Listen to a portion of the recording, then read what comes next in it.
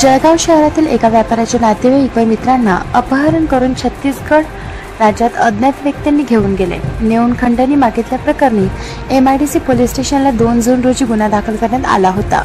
या प्रकरणात पोलिसांनी 3 अपहरण केलेल्या व्यक्तींची सुटका केली असून अपहरण करणाऱ्या 4 जणांना मंगळवारी 4 जून रोजी सकाळी 10 वाजता छत्तीसगड राज्यातून अटक केली.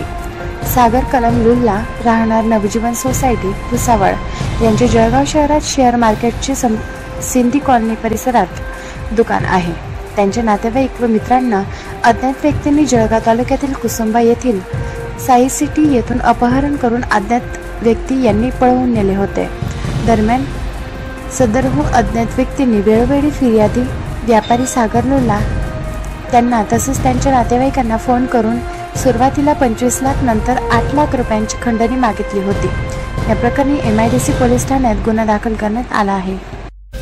प्रकाश बोरसे यांचा रिपोर्ट, मानवहित न्यूज, जळगाव.